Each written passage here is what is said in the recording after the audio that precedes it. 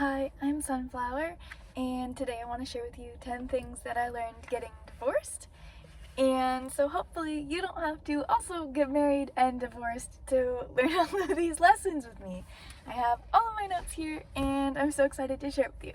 Okay, so the first thing that I learned is that it feels really good to romanticize the things that I do for myself.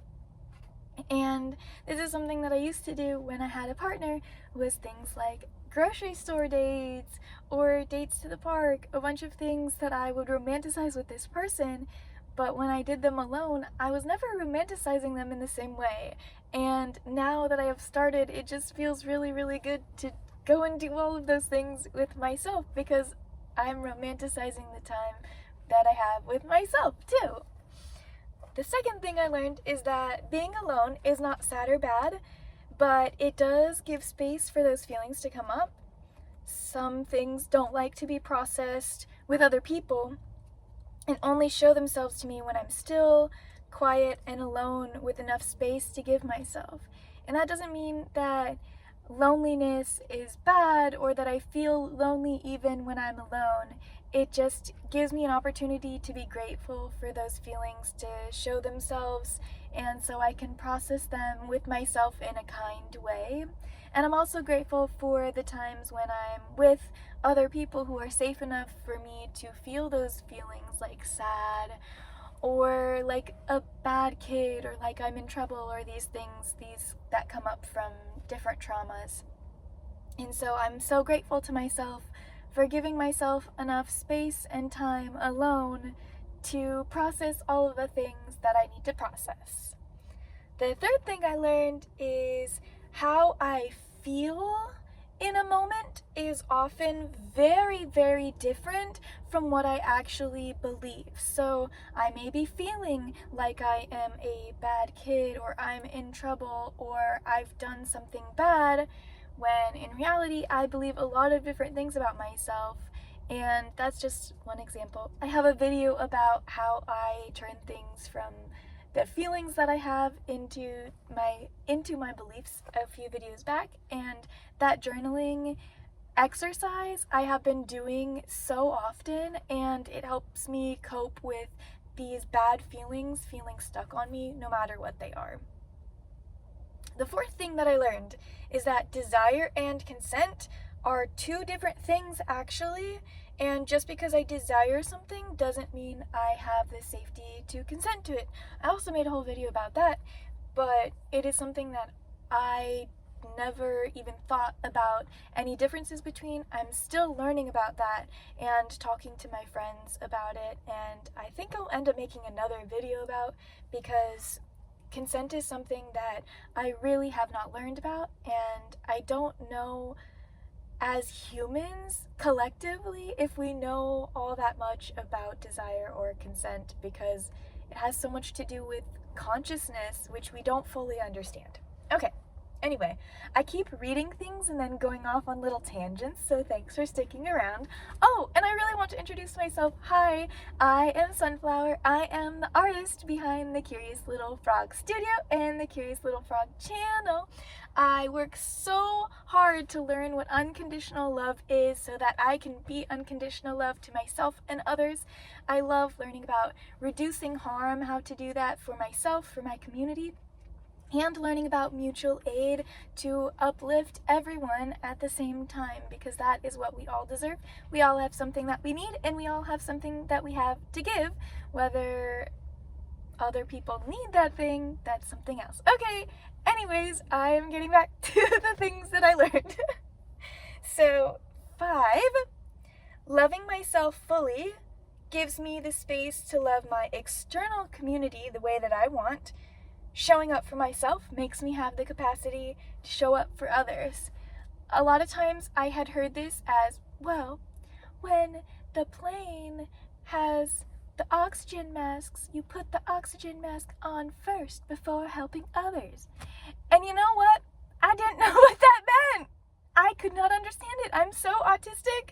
I just only thought of it in that context, and now I understand a little bit more what that means. So for me, that means that if I have a day filled with self-love and self-loving actions, that means the next day I could offer love to other people because I've already filled up my own self with all of the love that I have to give. And this is in a lot of different ways.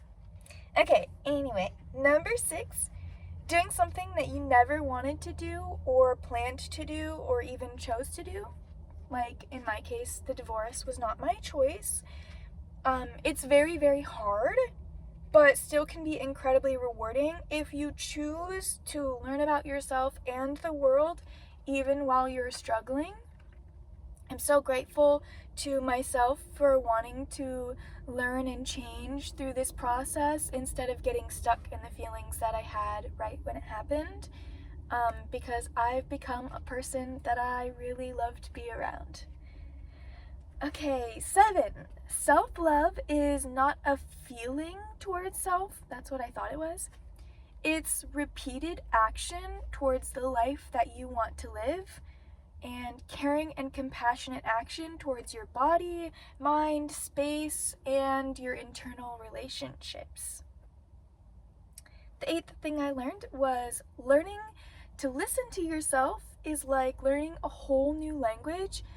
It's incredibly worth it and allows you to communicate in a way that you couldn't before. And so I'm so grateful that I'm starting to learn my language, my body language, the things that I say, what I mean when I say something, the interactions I have with others, and I'm so grateful for the feedback of others in my community, both in person and on YouTube, for showing me what it is like to speak in my own language and learn my own language of love.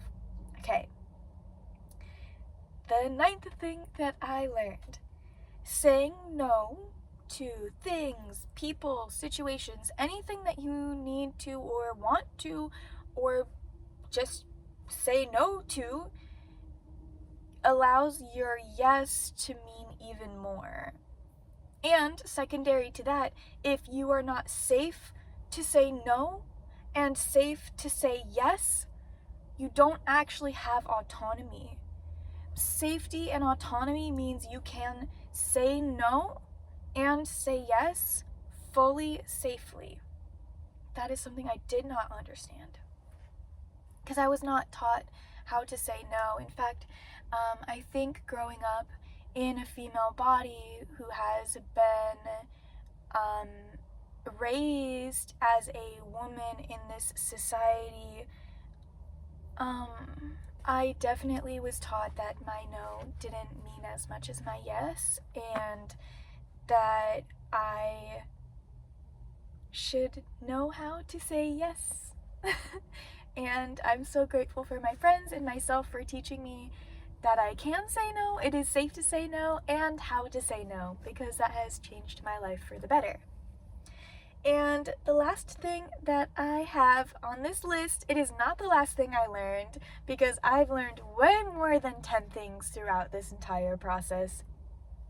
But the 10th thing is allowing yourself to change your mind about things, to learn lessons from the people around you, and love every single part of yourself, even the parts you were taught to hate. That can change your life into the life you didn't dream possible. Just over a year ago, when my ex left all in one day, I didn't even comprehend this life that I could be living right now. And I love my life that I'm living right now. And so I'm so excited for the situations that I have been in that have brought me here, and for every next hard thing that happens that I will get to choose to love myself through, and how that will change me for the better and give me the life that I want to live. Hard and scary things don't stay hard and scary forever, because we get practice in learning how to do hard and scary things. And I'm so thankful for my fear that has kept me safe in so many ways and has told me things that I needed to hear. But I'm so grateful for the ability to let my fear go so I can do the things that I want to do without that fear stopping me. And so thank you for being here to listen to what I learned through the last just over a year of getting divorced. It's still not technically over. That's another thing. Number 11 that I learned. Divorce takes a freaking long time. Maybe make an exit plan when you get married, because you should know how it would be to divorce the person that you're marrying. Maybe. Or maybe I'm just jaded. I don't know. Anyway, thank you for listening. Thank you for being here. If you want to support me, if you want to support mutual aid and you have something that you want to give, only if you want to give, you have the safety to say no here and safety to say yes. I have all of the mutual aid that I support and that needs supporting in my description of this video. And just, I hope that you can love yourself today in a new way, and maybe you learned something from my experience that means you don't have to learn it by yourself, doing the same things that happened to me. Anyway, I just love chatting with you, and I never want to say goodbye, so goodbye. I'll see you soon. I love you, I love me, and I hope we can love ourselves together a little bit more today. Okay, bye!